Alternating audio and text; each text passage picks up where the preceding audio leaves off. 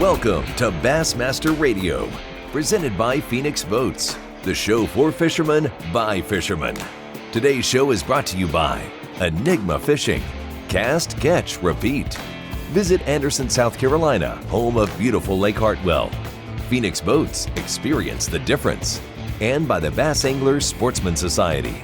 Now, here's lifetime BASS member Thom Abraham. And welcome back, Phoenix Boats Bassmaster Radio. Now a chance, well, we're at the halfway point of the season, and the guy that's leading the Angler of the Year standings halfway through, well, you know him as the Amazing Fighter Man, you know him as the Llama Guy, he's Seth Feider, and he joins us now. Seth, welcome back to the show, man. How are you? Doing great. Thanks for having me. You know, you're supposed to make your move late in the year. Everybody figures that when you go north and get into the smallmouth waters and so on, this is where Seth Feider will shine. But this is like found money, man. I mean, you had a great tournament in Florida, a couple of pretty nice, stops at Pickwick and at the Tennessee River, and then another great tournament, another final day at the Sabine River. This has got to be like found money for you, doing so well early in the season.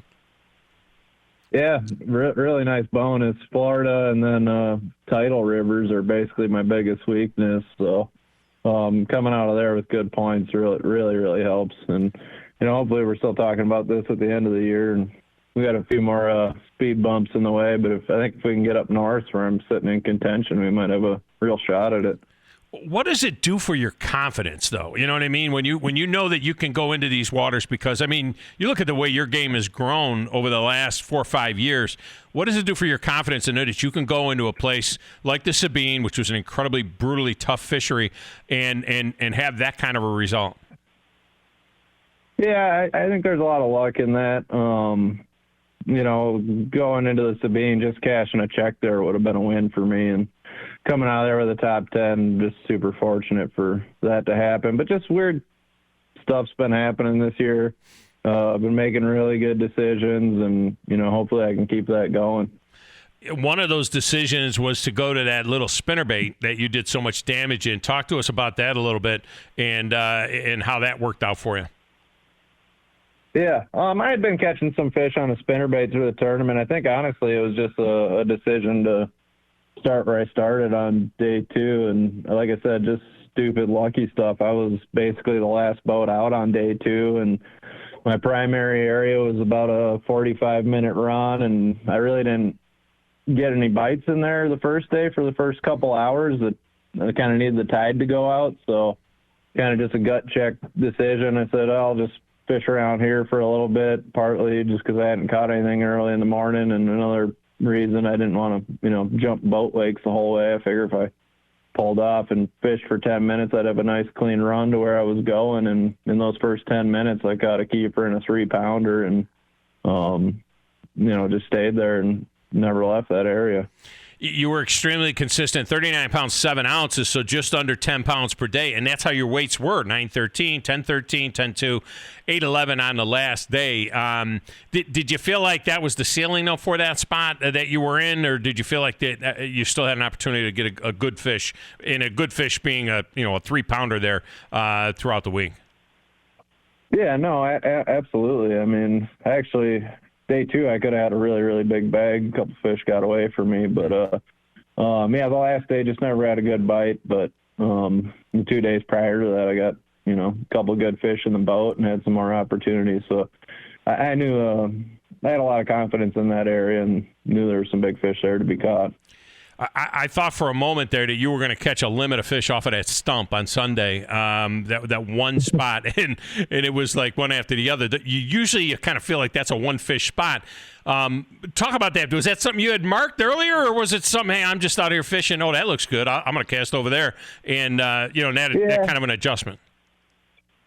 No, that was just something that looked good. That bank was really, really shallow. It was a pretty-looking bank. It had some cypress on it and some bank grass, but everything on that bank was, 6 inches of water or less for cover, and that stump was out there in 3-4 feet of water, and I think it was just kind of one of them deals, isolated, good piece of cover with enough water on it for the fish that I actually ended up throughout the day catching a lot of fish off that stump. But, I think it was just a really prime piece of cover in that area. Seth Feider with us, leading the AOI at the halfway point of the season. Do you Do you relish this kind of an event? I mean, a lot of guys hate it. A lot of guys love these really tough ones. And what does it do with your mind when you know that, hey, 9 pounds, good day?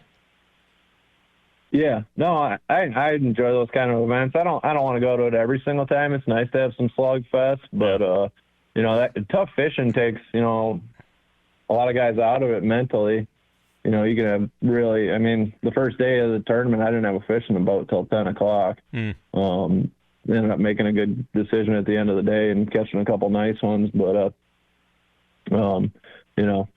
fisheries like that, I think they're good to mix in on the schedule, and they're kind of actually the easiest ones to win, to be honest with you.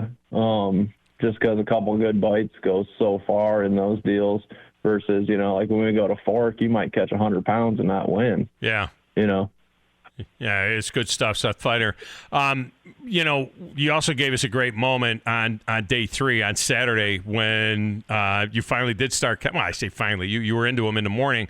You started catching them, but all of a sudden, like there was a flotilla there. It was like all the guys that were scattering all over the Sabine. They decided they were going to kind of hang close to the ramp as well, and you started catching them, and you were giving the death stare to the guys behind you. You're just kind of giving a look. Was that more for you, or did you really have an issue with somebody? Because your cameraman, who did a wonderful job, he never really turned the camera on, to see is there a particular guy that you had a problem with.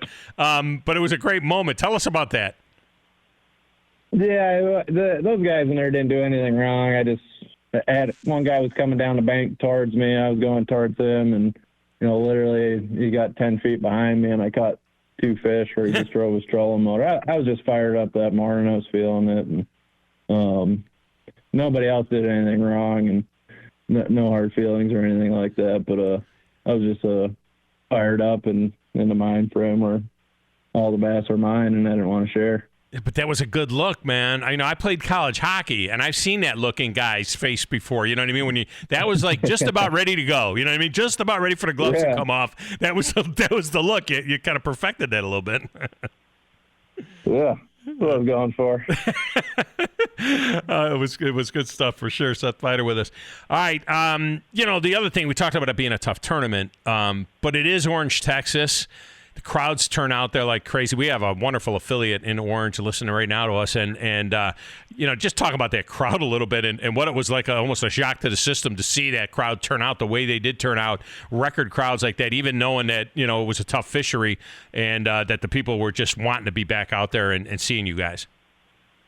Yeah, no, it was awesome, especially with everything that happened last year and not having crowds or allowing people at weigh-ins.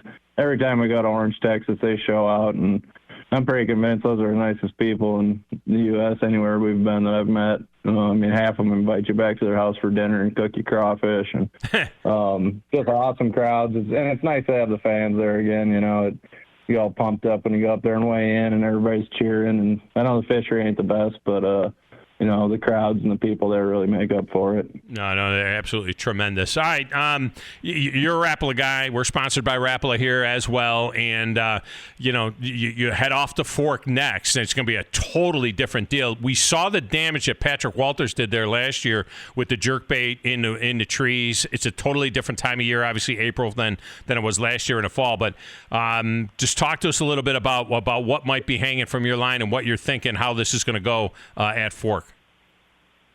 Yeah, I think you're going to see fish in all phases when we go there.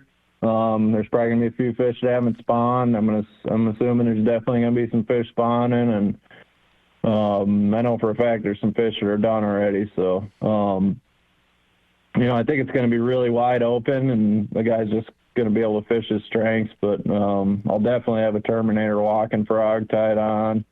There could be a good Narashi cover pop bite, and jerk baits might play as well too, like they did last time we were there in the spring, as well as top water and maybe even big brat square bill or something like that. It's going to be one of them deals. Like it's so weird out. I came home in between tournaments, but originally I was planning on staying down there fishing the Sabine, hanging out, and then fishing Fork.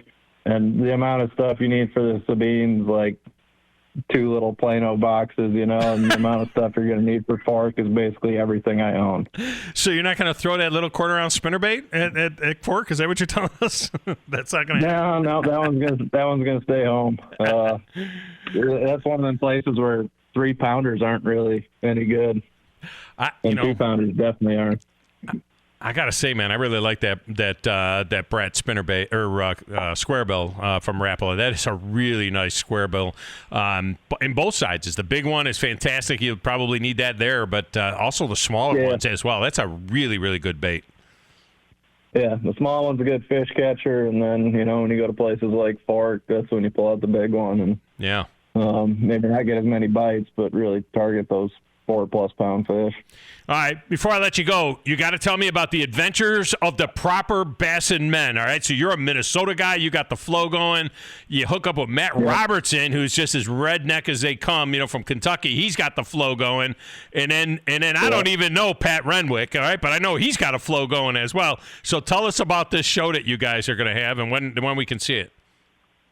Yeah, no, it should be pretty hilarious. Not too informative. We're not going to get into line sizes and weight sizes and stuff like that, but it's basically just us, behind the scenes, hanging out, fishing. There's definitely going to be some fishing in there, but not too instructional. And then just, hanging out afterwards, eating dinner, having a few drinks, BSing, and, getting just a little insight in our life, You guys aren't going to fight over a hairdryer or anything like that, are you? That could happen. Could happen. Could happen. You guys had a battle over it. If somebody uses the last squirt of conditioner, there might be a problem. There could be you give him that look, right? You give him that look that you got. That look will come out for sure. Break out that look for Matt. That'll be good stuff. All right, man. Well, we appreciate you so much. Great job. Halfway home, and we can't wait to see what happens at Fork. Appreciate it. Thanks, guys. Thank you. There you go. See you. That guy is great. Seth Feider. He has been a pleasure to watch throughout his career as his career has really taken off, that's for sure. All right, we'll get a break in here. We'll come back with more right after this. It's Phoenix Boats Bassmaster Radio on the Bassmaster Radio Network.